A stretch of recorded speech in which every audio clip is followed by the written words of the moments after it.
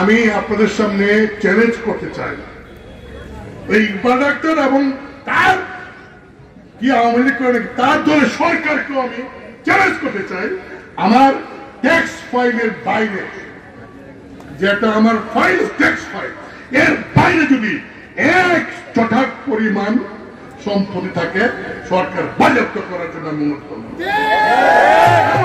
এবং ইকবাল ডাক্তার, তুমি যদি বাপের পয়দা হও, তুমি তো বাপের পয়দা হও, মরম মাননের ঘর থেকে জন্ম নিয়ে থাকো, তাহলে চামড়াঘাট, বালিকোলা এবং বাংলাদেশে আমার ফ্ল্যাট আছে, তোমাকে প্রমাণ করতে হবে। এবং আমি চ্যালেঞ্জ করে বলে যাচ্ছি, সে যদি প্রমাণ করতে পারে বালিকোলা, চামড়াঘাট এবং ঢাকা শহরে আমার ফ্ল্যাট আছে, তাহলে আমি জুতার গলা মালা দিয়ে নেমতুর বাজারে ঘুরবো। আর যদি প্রমাণ না করতে পারে, তাকে জুতার গলা মালা নিয়ে নেমতুর বাজারে জানি না, মানে কথা বলতে বলতে তার রাগ কি, তার রাগ হইলো আমার জন্য নমিনেশন পায় না। আরে ভাই, তুমি তো করো আওয়ামী লীগ, আমি তো অনেক পার্টি করি, তুমি নমিনেশন পাই, আমি কি করবো? আমি আসে থেকে র্যাম্প দিতে পারেন। এই রাগ করে তো আমারও পক্ষে লাভ নাই। পাবলিকের কাছে যাও, পাবলিকের কাছে যাও, মানুষের কাছে যাও, ইলেকশন করে ফাঁস করে লোক আমার লোক রাগারি করে লাভ কি? আসলে লোকটাই মানে খুব বাজে লোক। সে কি বলছে না, সে বলছে যে লাঙ্গল হের শত্রু।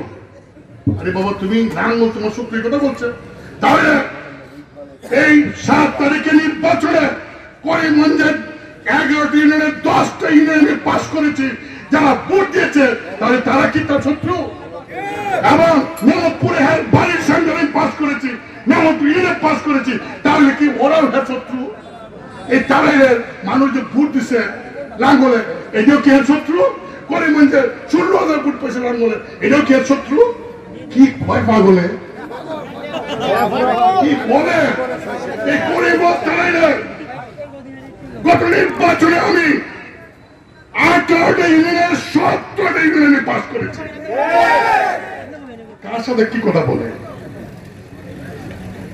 এবং আমি তাকে প্রমাণ করতে হবে যে আমার সম্পত্তি যেগুলো আছে প্রমাণ করতে হবে। না করতে পারে তাহলে তার উচিত জুতার গলা মালা নিয়ে মতো বাজারে ঘোরা। প্লিজ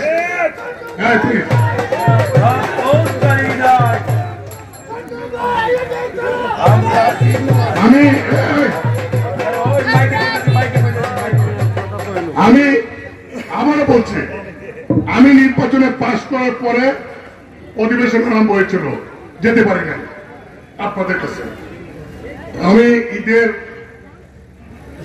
আগের দিন রাত্রে আমেরিকা চলে যাব সপরিবারে। আমার ছোট ছেলের ওখানে বিয়ের বিষয়ে একটা আক্ট হবে, যাব। জুলাই মাসের 4 তারিখে ঢাকা আসবো।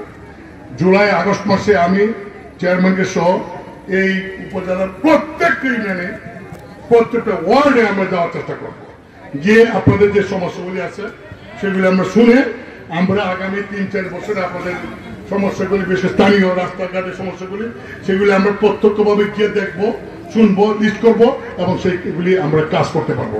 আপনার মনে রাখেন, আমি কাজ করা মানুষ। আমি সরকারি দলে এমপি না হতে পারি, বিরোধী দলের এমপি। আমার কাজ না করলে খবর আছে, আমার কাজ না করলে খবর আছে। কারণ পার্লামেন্ট আছে, আমার এলাকার মানুষ ভোট দিয়েছে। আমি বাংলাদেশে কাউকে ভয় পাই না। আমার কোনো অবৈধ ব্যবসা নাই, আমার কোনো অবৈধ ইনকাম নাই। আমি গত পরশুদিন পার্লামেন্টে বলেছি, মাননীয় প্রধানমন্ত্রী, বর্তমান এমপি, সাবেক এমপি, যত আমলা আছে, যত ব্যবসায়ী আছে, সবার সম্পত্তির হিসাব দিতে বলেন। আমার হিসাব দিব আমি 10 মিনিটের মধ্যে। কারণ বাংলাদেশটা লুটপাট চলছে। অনেক মানুষ, অনেক আমলা, রাজনৈতিক নেতা, অনেক ব্যবসায়ী অবৈধভাবে হাজার কোটি টাকা কামাই করে বিদেশে পাচার করছে, দেশটাকে খালি করে দিচ্ছে। সরকারের কাছে বারবার বলছি, এই যে দুবাই, কানাডা, আমেরিকা, বিভিন্ন দেশে যারা নাকি টাকা পাচার করছে, এই টাকা উদ্ধার করে আপনারা নেন। ব্যাংকগুলো লুট হয়ে গেছে। ব্যাংকে আজকে একটা চেক দিলে আপনি বলে যে বড় অঙ্কের টাকা দিলে 1 সপ্তাহ আগে নোটিশ লাগবে কেন? আমার টাকা আমি রাখছি, নোটিশ লাগবে কেন? এই সমস্ত জন্য কারা দায়ী? সেই দায়ী ব্যক্তিদেরকে চিহ্নিত করতে হবে। একজন সরকারি কর্মচারী তার চাকরি কেন অবস্থা, এগুলো দেখার দায়িত্ব সরকারের। তাদের মুখ বন্ধ হবে না।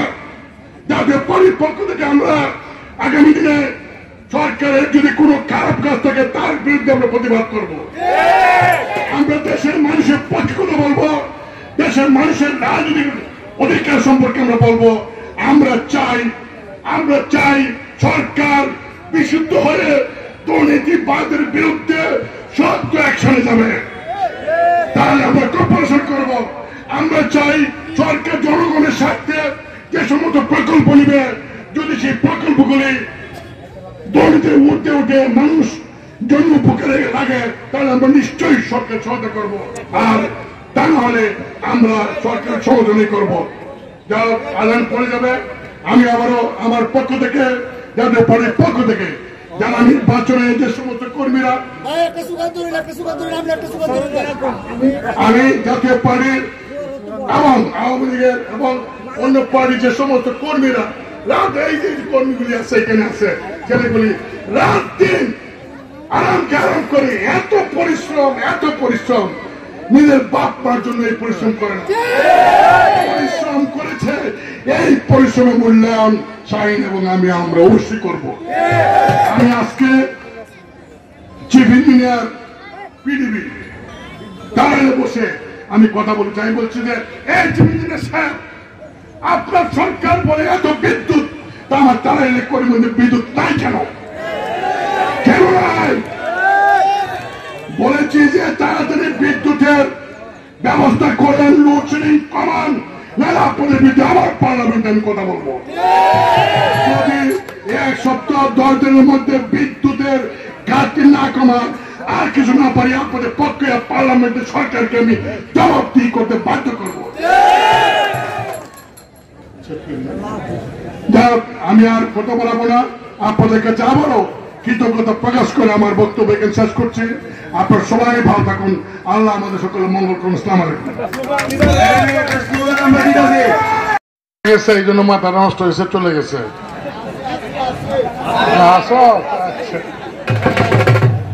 এবং বিভিন্ন দলের নেতৃবৃন্দ, নির্বাচিত প্রতিনিধিবৃন্দ, সাবেক নির্বাচিত প্রতিনিধিবৃন্দ এবং আমন্ত্রিত ঢাকা থেকে আমাদের কিছু অতিথি আছেন, অতিথিবৃন্দ।